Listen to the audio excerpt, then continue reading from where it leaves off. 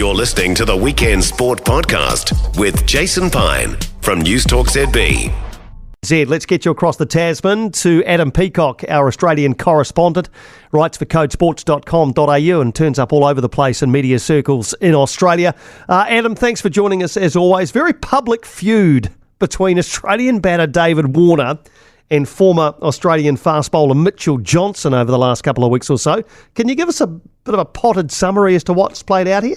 Yeah, this is all a bit wild, this is. So Mitch Johnson and Dave Warner were led to believe back in April they exchanged text messages and they weren't too pleasant about whether David deserved to be in the test side any longer, and Mitch's history, I don't know exactly the detail of it, that was never publicised. We just know that there was communication between the two, but Mitch has sat on this until last week where he wrote an article saying that Dave Warner doesn't deserve the send-off that he's planned at the SCG from the test arena. And by the way, I can't believe that we're lauding this bloke because he was so heavily involved in Sandpaper Gate a couple of years ago in South Africa. So, yeah, he went studs up on Warner, and Warner's bit his tongue. But as you'd imagine, on the cusp of the Test summer here, it's kind of kicked off and made a stack of headlines. Where does the weight of public opinion fall, or the weight of public support? On which side of this? Yeah, Dave Warner's one of these characters where you're either very much with him or very much against him, and I appreciate that in your part of the world it's the latter, mainly. He's not as well appreciated, but there's a lot of people who actually love the way he goes about it over here, but there's a lot of people that can't stand him over here. So he's your prototypical polarising figure in sport that you get from time to time. I think what kind of tipped it a bit was, oddly enough, George Bailey, the chairman of selectors, came in and kind of insinuated that Mitch Johnson's mental health past was a part to play in him actually writing the article, which I found completely out of order, especially for someone in his position, George Bailey, who's the chairman of selectors. I couldn't imagine previous chairman of selectors coming out and saying that. And that, I think, kind of twisted it further Mitch Johnson's way if you're going to have a competition to say who's right and who's more popular out of this whole week. But look, the cricket will start soon and everyone will get on with their life. But yeah, it just goes to show that Dave Warner's one of those guys that's always going to make a headline and sell a newspaper. Do you think he'll end up in the media when he finishes? Like, is he a guy who might end up in the commentary box, for example? Yeah. Fox Cricket are always are already going to use him, or plans to when he's available. I don't think he'll be available too much this summer because he'll go straight from playing Test cricket, and it's a pretty loaded schedule, and play a bit of Big Bash before the summer's out, and then he'll go off and play his white ball cricket around the world. But no, from all accounts, I don't know the bloke, but from all accounts, he's got a brilliant cricket brain. It's whether or not that translates into it's a factor, like ability on air and all things. But yeah, he's got the possibility to walk into a career like that, so that'll be interesting in itself. All right, we're coming towards the end of a pretty tumultuous year for Australian rugby, and we're here during the week that Eddie Jones reportedly has a second interview to become Japanese rugby coach. Is that where you expect him to end up? Yeah. As soon as that drops. Look, I've read over again, there's a really good article in the Sydney Morning Herald this morning, just detailing exactly what went on, because Tom Decent, he's the guy that's broke the yarn in the first place from Japanese rugby and their approach to Eddie Jones. Now, Eddie's been really clever with his language. He's never come out and said, I've applied for the job.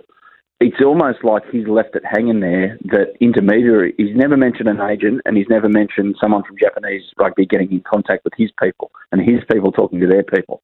So that's the missing link in all of this, that I've got no doubt there's been contact between Japanese rugby and Eddie Jones management, and Eddie was smart enough to, when the initial approach came, he basically said, look, I'm coaching the Wallabies. I guess I'm interested, but talk to my crew. I've got enough on my plate over here at the World Cup.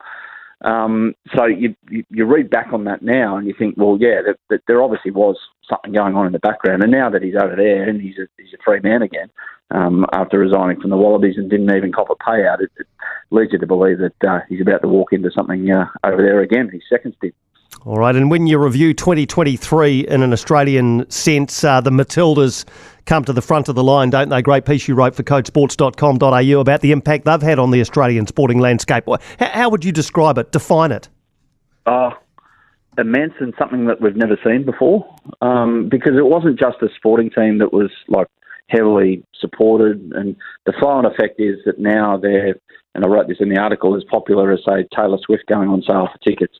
Like they're going to crash ticket websites whenever they play now, the Matildas. But their first game this year was in front of 7,000 people in Gosford, which was a healthy crowd. I was there that night. It was a good night. It was fun to watch. But now it's become something else. They're idols. They're like faces for a generation, if you want to call it that. But the hard thing is you can't really pin the generation because everyone loves them. It's not like it's your teenage girls that just love them, or your middle-aged housewives or anything like that. It's across all genders, all generations, everything. They all kind of really love the Matildas and what they are and who they are. So, yeah, look, they've got to keep winning in 2024. They've got to make the Olympics and hopefully make an imprint there. But it's almost like Tony Gustafsson, who's the coach, he's like, there's a question mark whether or not he's going to be the coach after the Paris Olympics. It's almost like that's an afterthought. Whereas you look at, for instance, the All Blacks coaching saga that went on in the last 12 months and all that carry on. It's like that was the biggest thing. I mean, I'm sure it filled a couple of hours for your good self, Piney, on a weekend afternoon. But like something like that with Gustafsson, it's almost like an afterthought. It isn't the primary focus for the team, which is odd. I just find it odd, but kind of good in a way. It's refreshing, and yeah, hopefully they have a good 2024 as well. Indeed. Just before you go, the Warriors have signed Kurt Capewell. The Warriors are going to win the NRL next year, Adam. I'd put $10 on it now. Well, if Adam Fanua-Blake's there, yes, they're a chance. If they lose him 12 months earlier, which the Warriors have said, no, we're putting our foot down, he can go in 12 months, and the West Tigers have been the first one to put $1 million offer in front of Fanua-Blake. But yeah, Kurt Capewell's the type of guy that helps you win premierships or get very good, because he's the difference between his good game and his bad game is, measured in millimetres. So yeah, he's a rock solid first grader, and going to be very, very good for the Wars. And yeah, they're a chance. They just got to keep Shawnee Johnson fit. Absolutely right. Great to chat as always, mate. We'll do it again next week.